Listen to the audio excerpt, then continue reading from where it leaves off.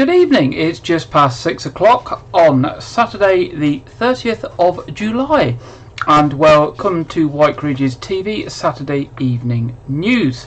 And in the news this week, there was a very close escape at Morrison's fuel station in Weymouth today for the occupiers of a motorhome and those close by, as it caught fire whilst under the parapet at the fuel station.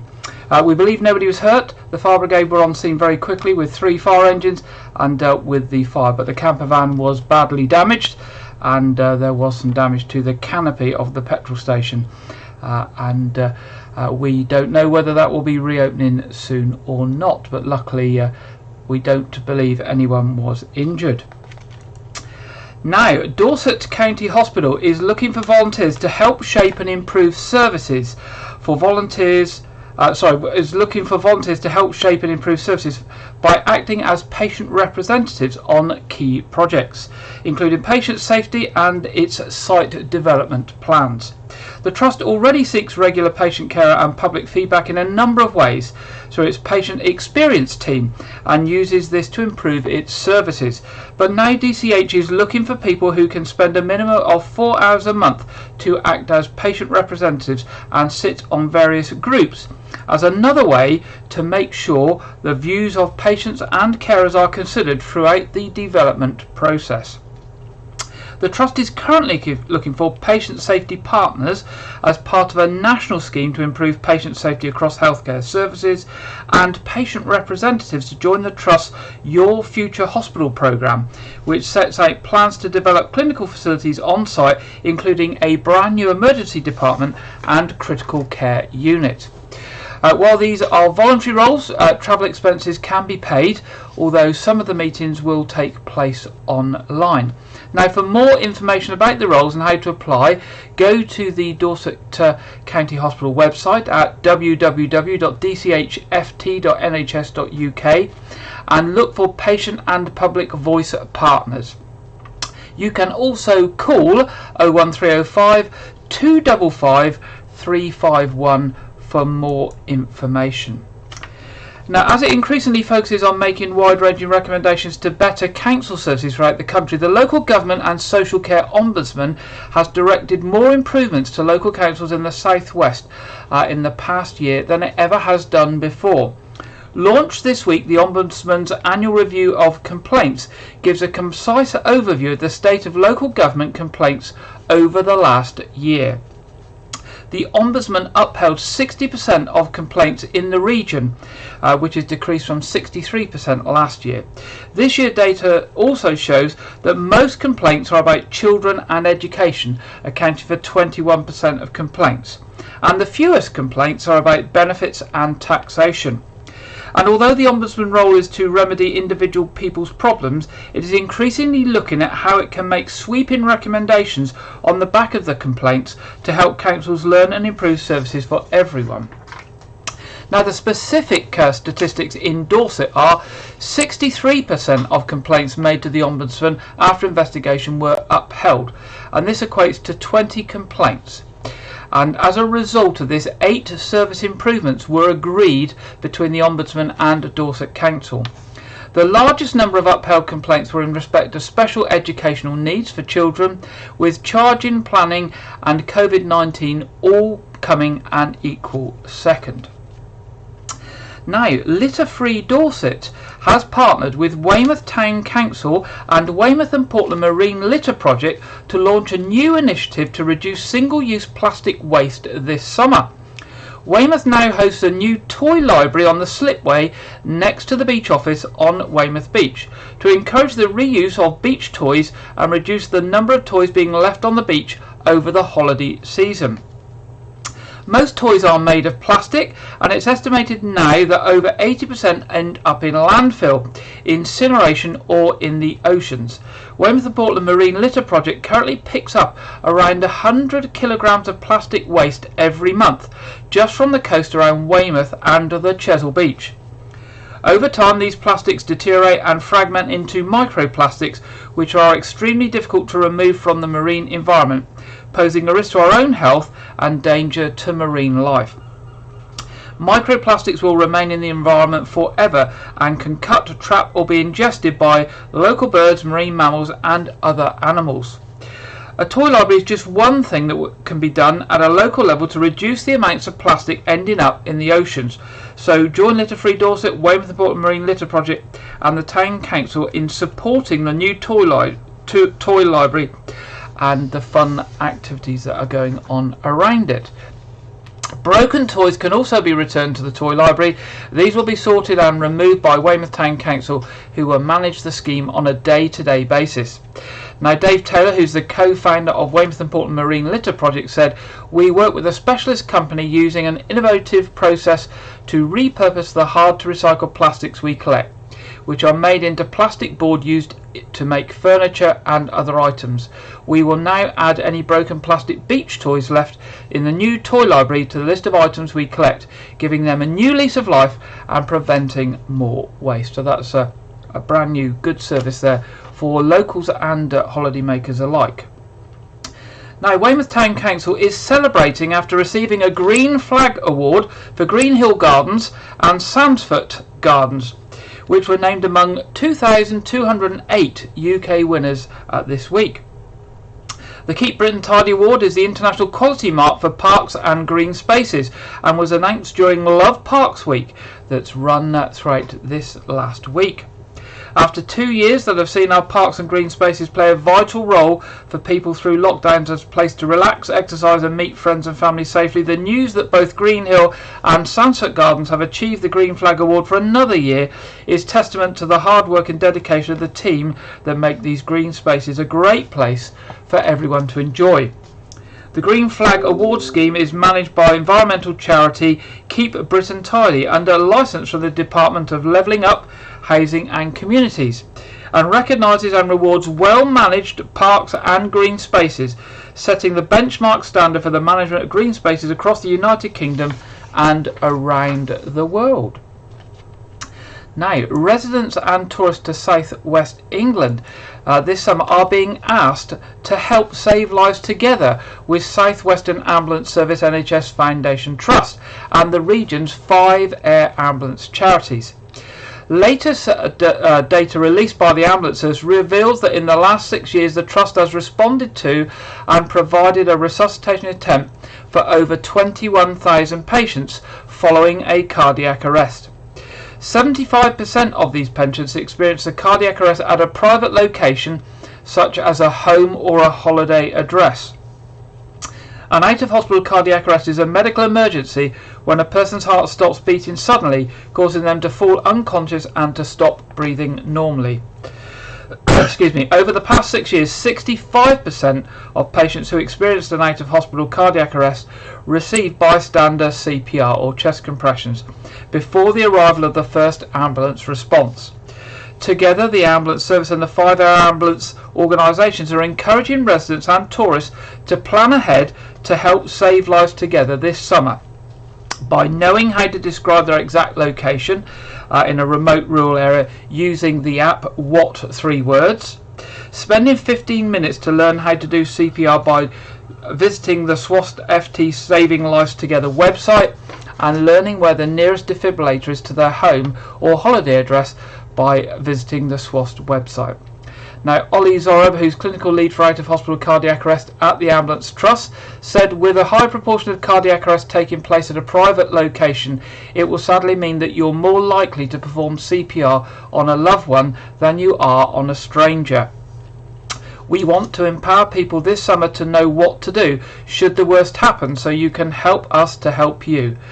I often hear people say they would be worried about hurting someone when performing CPR using a defibrillator. In reality, when someone has a sudden unexpected cardiac arrest, doing nothing is the only way of making their situation worse. This summer, Saving Lives Together is being supported by the region's air ambulances. Last year, around 1 in 3 missions for the South West air ambulances were to patients suffering a cardiac arrest. Air ambulance critical care teams are a crucial part of the ambulance service team, especially for time critical emergencies such as a cardiac arrest. With the Ambulance Trust support, the air ambulance crews are able to deliver hospital level treatment to the scene of an incident very quickly and transport patients to the most suitable hospital. They are also able to reach patients in locations that aren't accessible by road.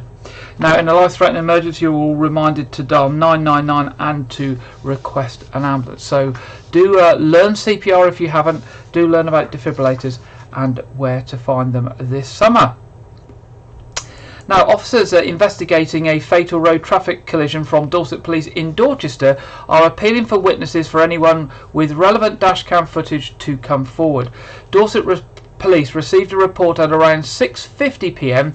on Sunday the 24th of July of a collision involving a silver Volkswagen Polo, a white BMW and a red Ford Fusion on the B3147 between the Weirs roundabout and the junction with Westleys. Very sadly, the driver of one of the vehicles, a man aged in his 20s from Southampton, was pronounced dead at the scene, and obviously his family have been informed. Drivers of the other two vehicles were taken to Dorset County Hospital for treatment. Also, detectives investigating an alleged serious assault in Weymouth are appealing for witnesses or anyone with information to come forward. It was reported that around 3:10 a.m. on Saturday the 23rd of July, a 19-year-old man was assaulted by two men on St Edmund Street, Weymouth. The victim was reportedly knocked unconscious and sustained a serious head injury. He was taken to hospital for treatment. Officers attended, and a 25-year-old Dorchester man and a 28-year-old man from Wiltshire were arrested on suspicion of grievous bodily harm without intent. They have both been released under investigation while inquiries continue. Now, anyone with information, dashcam footage or CCTV for either of these incidents can help Dorset Police by giving them a call on 101 or anonymously through the independent charity Crime Stoppers by calling 0800 555 111. Now, staying with Dorset Police, they've held an operation locally to tackle county lines drug couriers coming into Weymouth train station and using the wider road network. The proactive operation took place on Friday the 22nd of July, targeting those who try to use railways and roads to courier drugs from major cities to the seaside town. Officers from Dorset Police's Force Support Group, Neighbourhood Enforcement Team, Rural Crime Team and No Excuse Team were joined by a passive drugs detection dog for high visibility patrols and proactive stop and search activity on individuals of interest. Inspector Lee Turner of the Neighbourhood Enforcement Team said Operation Viper is our proactive approach to targeting drugs and county lines which have no place in Dorset. We want to make Dorset a safe county for everyone through being tough on crime. During this operation, a number of stop and searches took place, but no one was arrested and no items were seized. No Excuse officer did issue a small number of traffic-related tickets during the patrols. So, Police and Crime Commissioner David Siddick said, I am delighted to see Op Viper continuing to sting those involved with illegal drugs in Dorset. By working in partnership with British Transport Police, the Op Viper team have been able to target county lines using trains to enter Dorset. This type of action disrupts county lines gangs before they make it into Dorset, and I'm grateful to all those involved in the partnership working, as it ensures our county is a hostile place for drugs. Now, since their first birthday celebrations and charitable partnership announcement, the e-bike cafe at De Heers on Weymouth Quay has raised £1,000 for All Saints CE Academy Parent Teachers Association through a 10p donation for cups of coffee sold in what has become one of Weymouth's most popular cafes on the harbour side. Owners Peter Claxton and Josephine Parker decided to launch an annual charitable partnership to celebrate their first year trading. Josephine explains that we opened the business at one of the toughest points in the last couple of years, right in the middle of COVID pandemic, navigating lockdowns, safety protocols and a completely new way of working. Towards the end of our first year trading, we realised how much the cafe had become part of the community and how local people had supported us. So Peter and I decided to give back to the local community each year through an annual charitable partnership. They launched their 2022 charitable partnership with the PTA of All Saints CE Academy, part of the Ambitions Academies Trust, and their first birthday celebration back in November last year. 6 months into the partnership with the PTA, Josephine and Peter have made their first donation to the school. They've presented a cheque for £1,000 to Kim Newstead, chair of the PTA, all raised from 10p donations for each cup of coffee sold since December. The school principal, John Cornish, commenting on the donation, said, "Finding funding for additional equipment is always a struggle, and we need to be creative. That's why help and support like this from customers of the e-bike cafe makes all the difference. We are delighted they are supporting our school, and my team and I would like to thank all e-bike cafes and their customers for support and coffee consumption." Well done to them. Now you can meet your local councillors and staff from Weymouth Town Council on Saturday the 6th of August at a pop-up event held at the Weymouth Information Shop, or WIZ for short.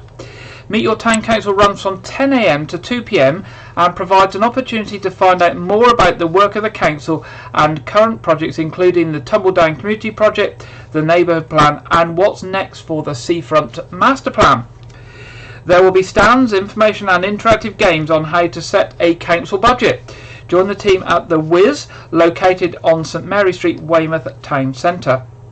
Now, Town Clerk Jane Biscombe said, "We'd love to see you at the pop-up event on Saturday the 6th of August. Weymouth Town Council services are wide-ranging and cover everything from events and celebrations to cemeteries, public toilets, our play parks, allotments, a promenade and our award-winning parks, gardens and Weymouth Beach. But we're also developing a former farm, Tumbledown, into a community asset where fruit and veg is grown and sold and people are supported with learning and volunteering opportunities.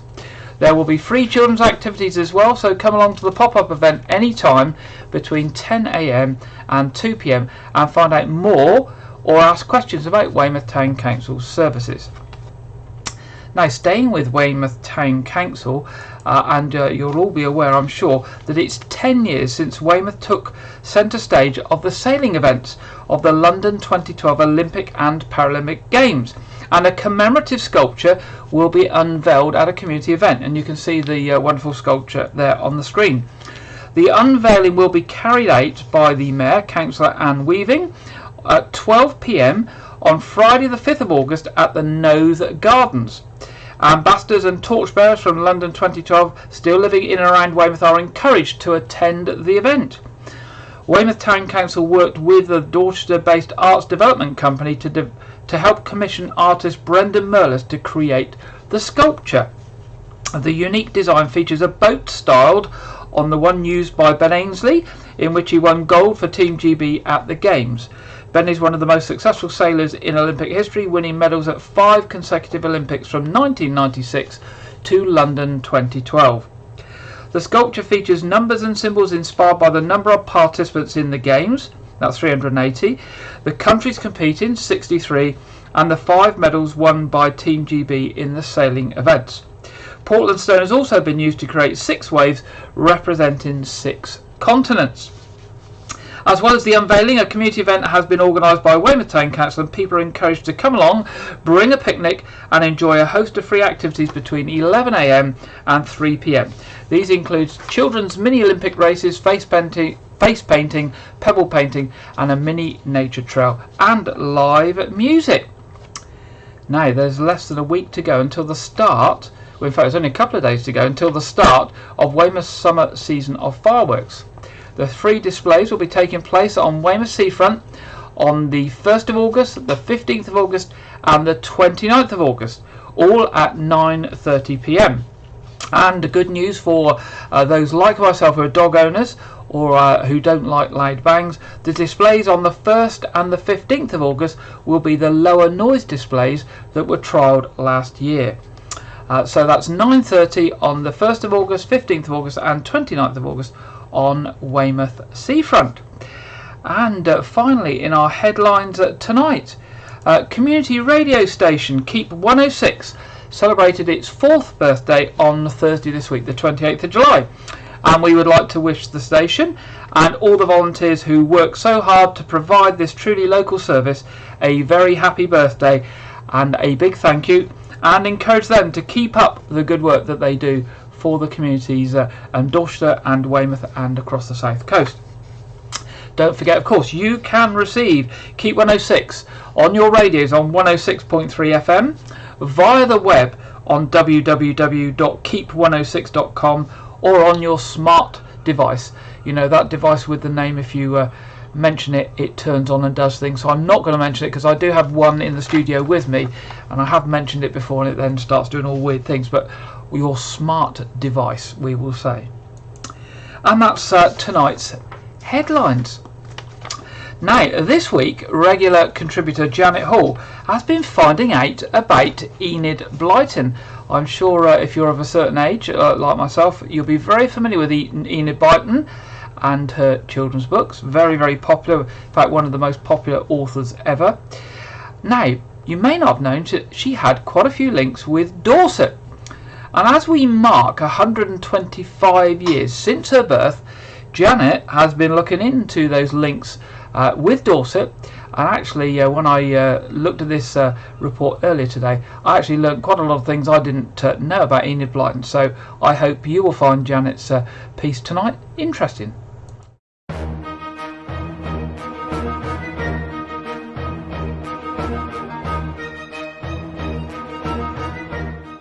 I'm sure you've all heard of Enid Blyton. Some of you probably grew up reading her books avidly. But did you know she had a strong connection with the Purbeck area in Dorset? This August, 125 years ago, Enid Blyton was born in East Dulwich, South London. She was a most enormously popular British children's writer, creating Noddy, The Famous Five and The Secret Seven. And she's among the world's best-selling writers, selling more than 600 million copies of her books. In the 1940s, Enid Blyton visited the Purbeck area of Dorset with her children and was so inspired by the idyllic scenery and dark, majestic towers of Corfe that the castle took on a new identity as Kirin Castle in the Famous Five series of books. Five on a Treasure Island was published in 1942 and was the first novel in the Famous Five series. It introduced the four children, Julian, Dick, Anne, George and Timmy the dog, who spend school holidays together and get involved in several mysteries and solve crimes. The train journey from Wareham to Swanage is alluded to in Five Go Adventuring Again, as the castle sweeps into view on the journey to the coast. And at the time the train would have been powered by steam. And today, thanks to a restoration project, we can still relive the steam railway experience, just like it must have been like for the Blyton family, arriving at Corfe, or Kirin Station. For Enid Blyton, the seaside town of Swanage was where she liked to visit and write and take picnics on the sandy beach with her family. She's known to have stayed at the Grosvenor Hotel and took delight in wandering the narrow streets of the town. Some of the people in the town even ended up as Enid Blyton characters, including the local policeman who was cheekily transformed into P.C. Plod in the Noddy books. Just 2 miles west of Corfe Castle is the Blue Pool at Fursbrook, which featured in Five Go Off in a Caravan. The pool is described as a wonderful dark blue, which is due to the old clay deposits in the area, and in fact transforms from greens to turquoise, depending on the light. Brownsea Island at the entrance to Poole Harbour became Whispering Island, and a place with many secrets, and was immortalised in Five Have a Mystery to Solve. It is, however, unlikely that Enid Blyton ever visited the island, because during the 1940s it had been commandeered by the military for wartime purposes, and did indeed give an air of secrecy. The Rub-a-Dub-Dub mystery is set in a secret cove involving smugglers and a blowhole in the cliffs. This is beautiful Lulworth Cove, as unchanged today as it would have been then, and set in idyllic coastal surroundings. The blowhole where the children were taken by a boatman is Stair Hole, and is a well-known landmark on the world-famous Jurassic coastline. Blyton's books are full of picnics with lashings of ginger beer, and the locations are just right for picnicking. But during the Second World War, many of the beaches were covered in barbed wire and off limits as troops prepared secretly for the D-Day landings. Even visiting Swanage and travelling by train to this area was fraught with danger, as there were frequent air raids. Blyton's mystery and adventure stories have clearly defined good and bad characters and are easy to read. They have got children started on reading for many generations. But they have been criticised for being too simplistic, and more recently for some of the now outdated social attitudes and the language. But they still remain popular worldwide for their sense of joy, adventure, and wonder at life. Well, thank you very much, Janet, there for that on Enid Blyton. And so I wasn't aware of all those links with Dorset until I heard Janet's report. So thank you for that. Now, as we're well within the summer break, many people will be out and about enjoying the countryside, getting back to nature, whether it's out for a walk or camping or many other pastimes that happen in the countryside. Unfortunately, many will suffer being bitten by a small spider-like creature called a tick. And for some, this will result in long-term serious health issues. But what do you know about ticks? Do you know what to do with them if you get affected by ticks? And do you know what to look out for in terms of long-term illness? So this week we are going to hear from Mika Peach on everything about ticks. And this is from Public Health England. This is a tick, a tiny blood-sucking member of the spider family. Unfed, adults are about 3 millimeters in length and they swell up when engorged with blood. Nymphs and larvae, however, are tiny and can be easily overlooked. We have about 20 different species of tick in the UK, and this one, Ixodes ricinus, is the main one that bites humans. Although known as the sheep tick, it also feeds on deer, cattle and other wild animals, and also your pets, making it widespread throughout the countryside. Ticks can be found at any time of year, but are particularly active from spring through to autumn, when most of us head outside. If infected, ticks can cause diseases such as Lyme disease by transmitting the bacteria Borrelia burgdorferi. It's important to remember that not all ticks are infected, and you must remain aware and know what to do if you are bitten. To find out more about ticks and how to avoid them, let's go out into their natural environment. Ticks are found in many different types of places, such as woodlands, grasslands, heaths and urban parks. They wait on the tips of vegetation and long grasses for a host to brush past. Ticks don't jump, but they walk along their host to find a suitable place to attach and feed. They have a natural anaesthetic in their saliva, which means the host won't always notice they've been bitten. They also have very specialised mouth parts with backward-facing spines, which means they can be difficult to remove. If you find you've been bitten by a tick, it's important to remove it as soon as possible. The sooner you remove the tick, the less chance there is of transmission of a disease. Take your tweezers and grab your tick as close to the skin as possible. Pull gently, upwards and out, making sure you take the mouth parts of the tick with you, as they may be left behind and cause irritation. Make sure you don't aggravate the tick by squeezing it or burning it with a cigarette or match, and don't cover it with substances like olive oil or Vaseline. You can even use a tick remover tool, like this one, if you have one to hand, but tweezers work just as well. Most ticks do not carry Lyme disease, but if you have been bitten by a tick, it's important to keep an eye on the place where you were bitten for several weeks, just in case a rash develops.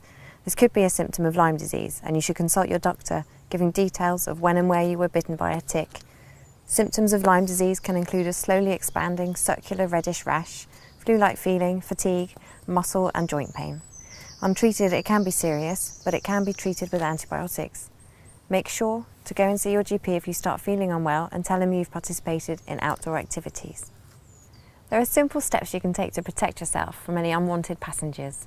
Stick to the paths, make sure you don't walk through dense vegetation and grassland. Try and cover up as much as possible and wear light coloured clothing so ticks can be easily seen. And use insect repellents.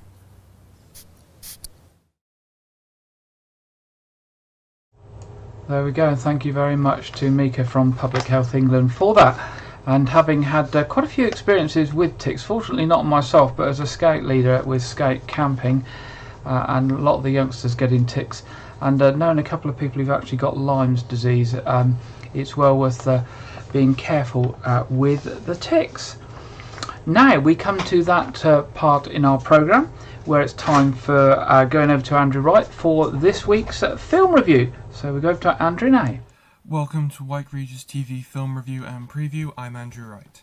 This is a special edition where I'll be talking about the biggest news out of San Diego Comic-Con last weekend. The highly anticipated Marvel Studios panel paid off as it gave fans all the information they were hoping for. The panel unveiled a new trailer for the Disney Plus series She-Hulk and the first teaser trailer for Black Panther: Wakanda Forever, where both of these titles will conclude the Marvel Cinematic Universe's fourth phase. The teaser trailer for the new Black Panther film confirmed the death of lead character T'Challa following actor Chadwick Boseman's tragic death from cancer in 2020, as well as confirming long-time fan rumours that the film would include Marvel Comics anti-hero character Namor. She-Hulk premieres on Disney Plus this August, and Black Panther comes to cinemas this November. Marvel announced for the first time Phase 5 of the MCU, which starts with the already filmed Ant-Man and the Wasp: Quantumania next February, starring Paul Rudd, featuring new MCU big bad Kang the Conqueror. Coming next spring is the Disney Plus miniseries Secret Invasion, starring Samuel L. Jackson as Nick Fury. Coming next May is the third and final installment of James Gunn's Guardians of the Galaxy trilogy, which features a storyline including Rocket Raccoon's creator returning for him. Coming next summer is the Disney Plus series Echo, which revolves around the deaf Native American character Maya Lopez from Hawkeye, and will feature the return of Charlie Cox as Daredevil and Vincent D'Onofrio as Kingpin, both returning from the Netflix series and MCU projects last December. Also coming next summer is the second season of Loki, with the main cast returning, headlined by Tom Hiddleston and Owen Wilson.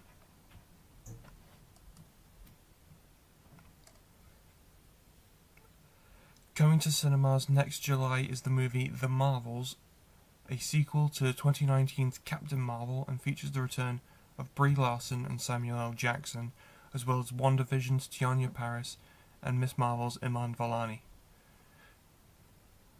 Coming fall 2023 is the Disney Plus series Ironheart, featuring actress Dominique Thorne returning from Black Panther: Wakanda Forever.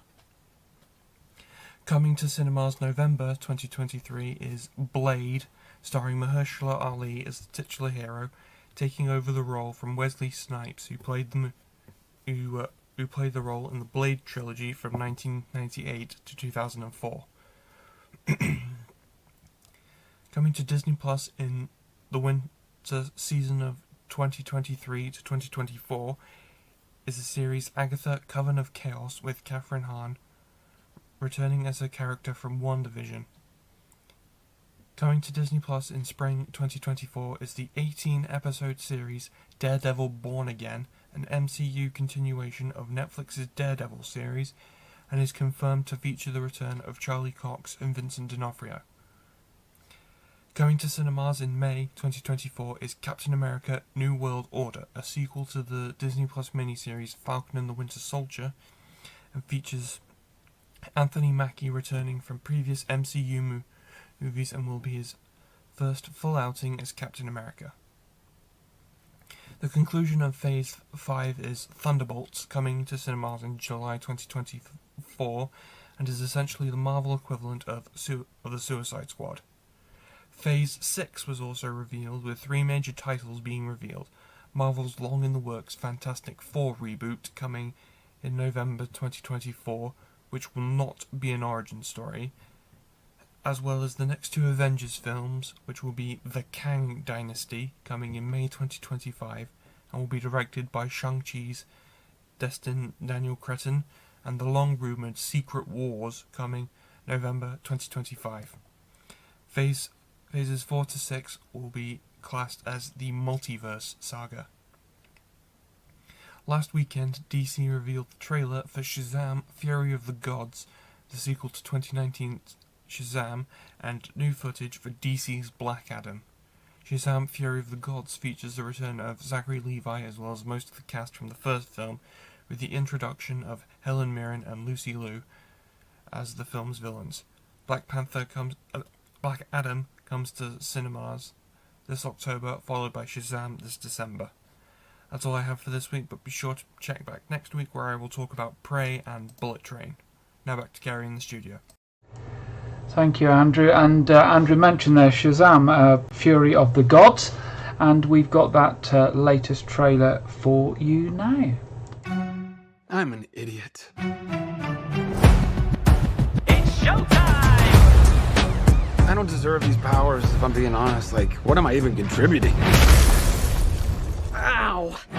There's already a superhero with a red suit with a lightning bolt on it. Aquaman is literally huge and he's so manly. And Batman is so cool. And I'm just me.